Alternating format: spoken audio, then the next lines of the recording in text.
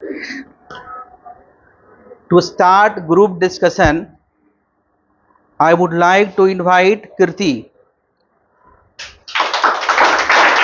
from Patna University. She will start discussion. She will also cooperate you on the topic women empowerment. Please come on the days, Kirti. नीचे से कोई दिक्कत नहीं, किसको लगा?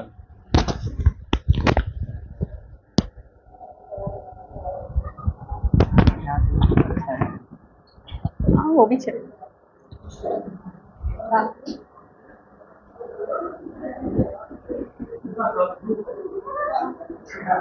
Hello,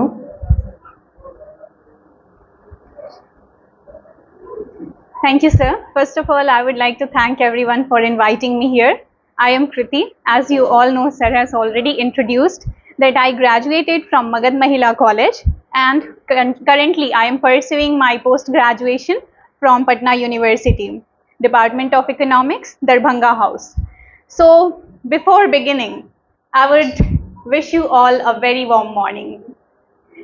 Now, we all know that today is Ambedkar Jayanti.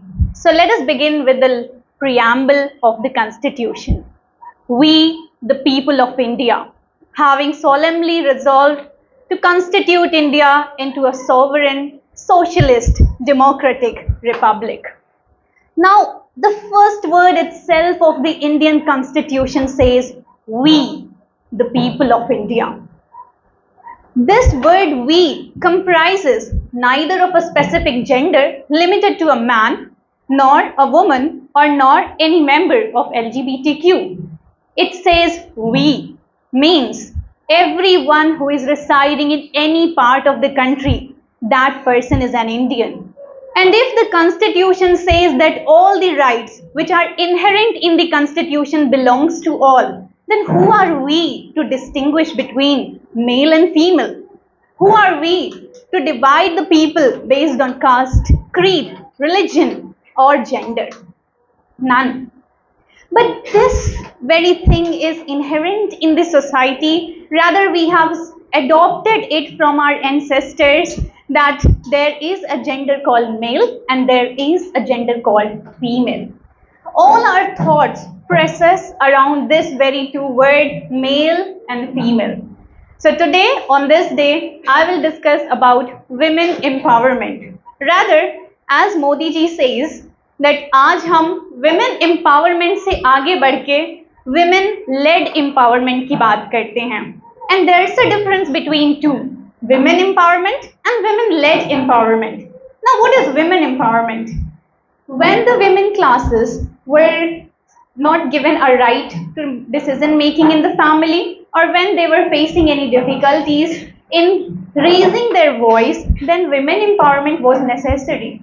But now, at this point of time, we have already moved a little further, and now we have to talk about women-led empowerment. Now, what is women-led empowerment? So let me elaborate on this topic by a very simple term that is called create a seat for yourself. Now, my theme is create a seat for yourself, and this is dedicated to women, all women who are living in any part of the country. Now, what do I mean by this phrase, create a seat for yourself?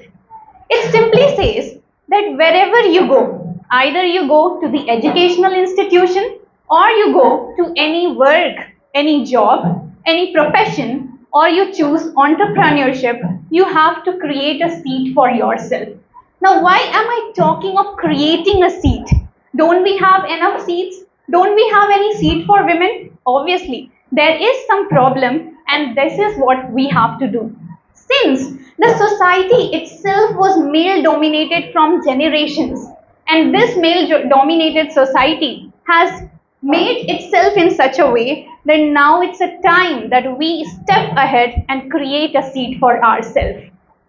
Now let me begin with the government schemes that have helped women move ahead.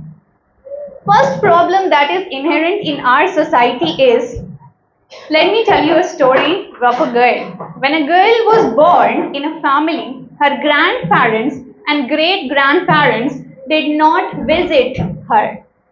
Now, why they did not visit? Because there was already a girl child in their family, and his grandparents and great grandparents wanted that this time the child will be a male.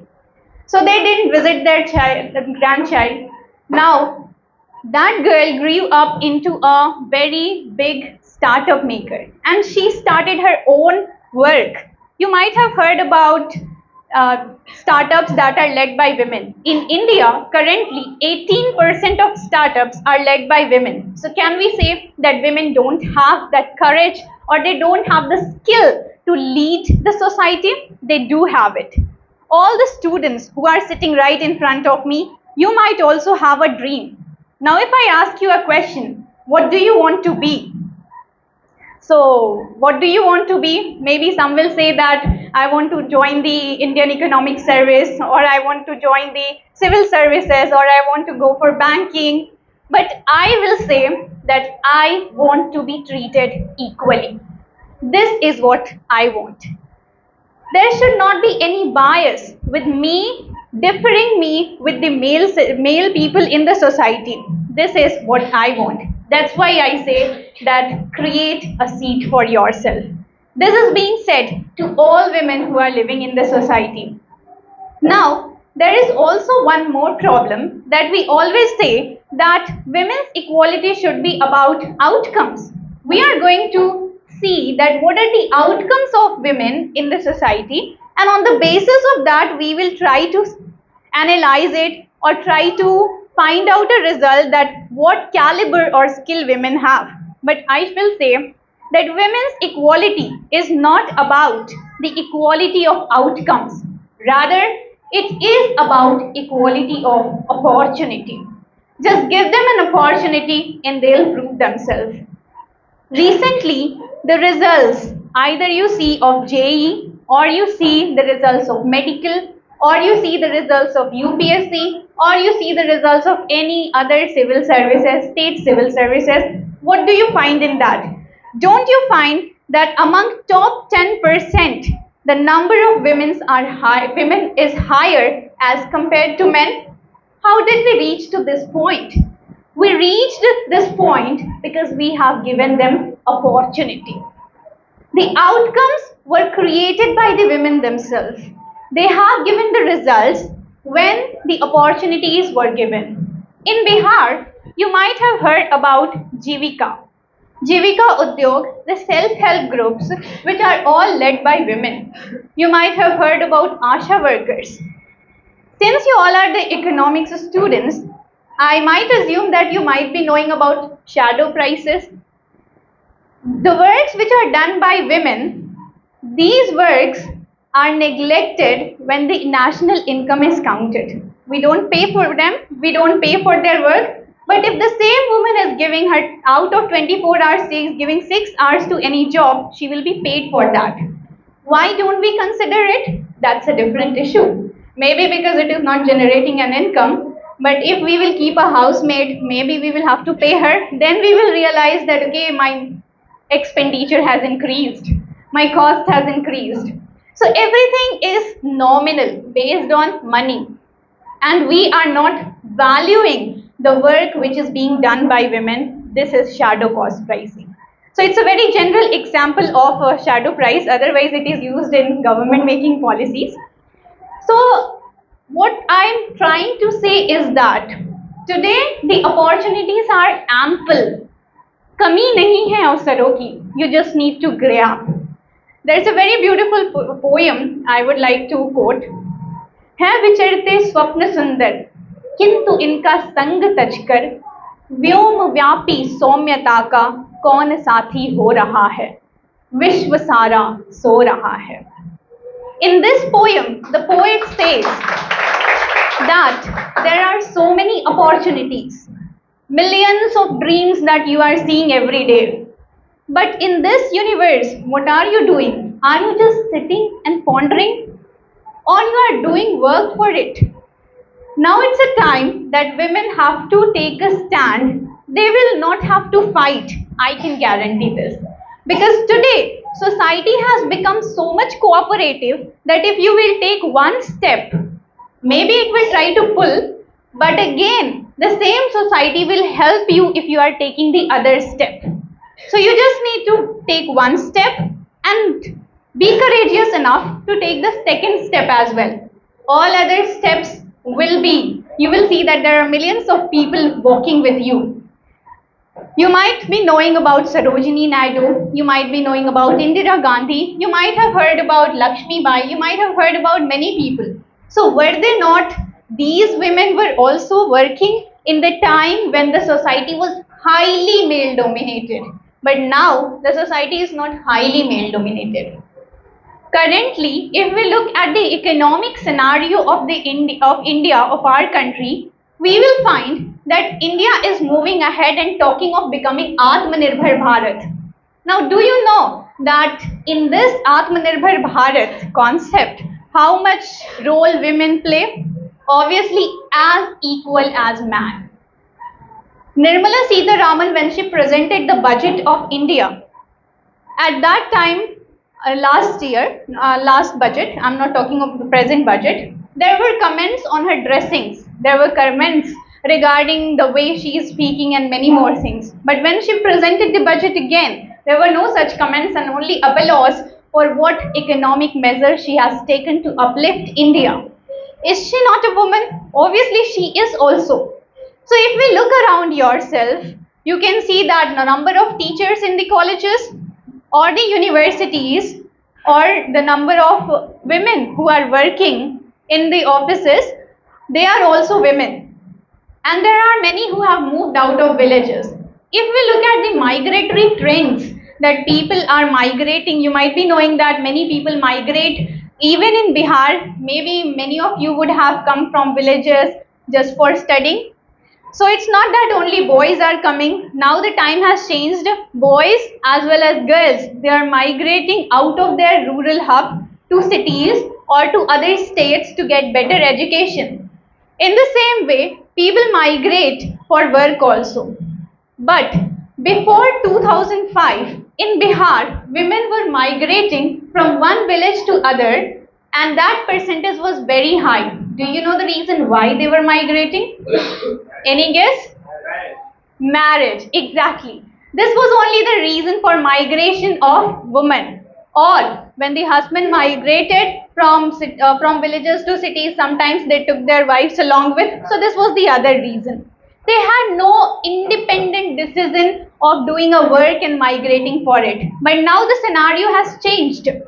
And now women are not just migrating for this very reason, but they are migrating for looking for themselves, searching for themselves, finding their hidden talent and utilizing that hidden talent to make a change in the society. Earlier, it took 25 to 30 years to make a small change in the society or to change the mindset of a grandfather. That grandfather, I also have the same capability as your grandson.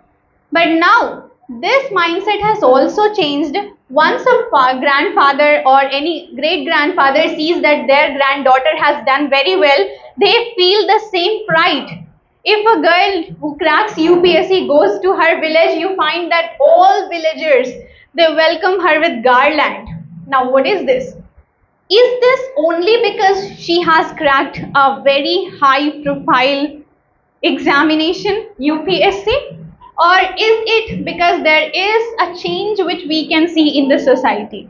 If we think positively, we will say that there's a change. And if we look at on the other side, we may say it's just because she has qualified the exam. So it depends what you think and how you act according to your thinking. Now, many of you might be going to speak a lot of things on women empowerment and you have your own ideas. My idea is just that you have been given an opportunity and you have to utilize that opportunity. You have to work harder and harder, maybe harder than men, so that you can prove your own stand. When a woman moves to any office and she gets a chair, she finds that that is a bit uncomfortable for her. why does that seat seems uncomfortable? You might there might be coming a lot of points in your mind because the society is not very cooperative. She might be facing some harassment in offices and all. So this is one side, obviously. The second side is that people in that office or in that work area, they are used to seeing male on the higher profile places, means on a higher post. They want that, and when they see that there's a change, they want that this seat should also have been occupied by a man. Why is a woman sitting here? So it is very true that tables and chairs were not made for women. So you will feel uncomfortable. You have to make your own table, you have to make your own chair.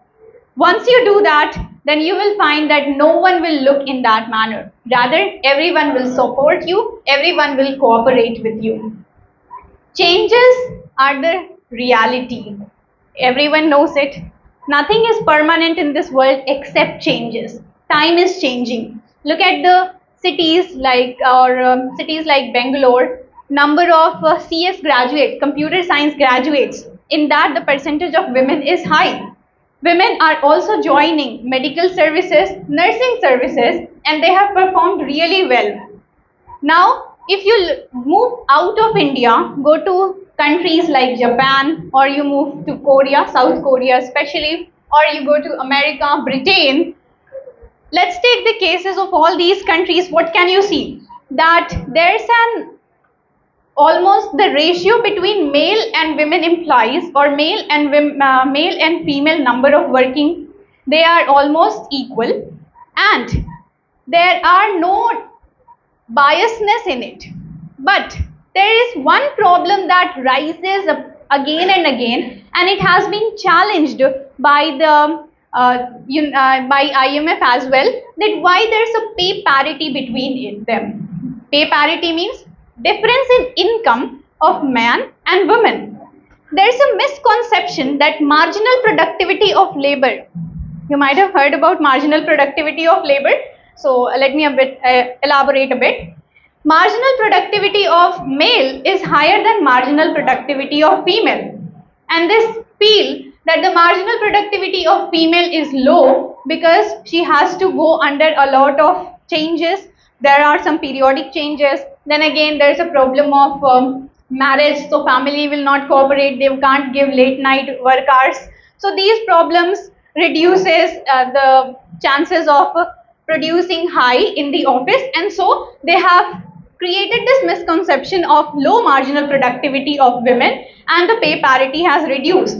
This is their side. But if we look at the actual working hour and the result which women have given, it's quite fine and quite better. So now this debate is also taking a very high turn, and probably we can think that in 5 to 10 years this problem will also be solved. So overall, what we can see that time has come that we can take a step ahead. We have very good opportunities in future. Whether you are in India or you are abroad, what you have to keep in mind that we, the people of India, and in this we, there is no discrimination on any basis, neither on gender as well.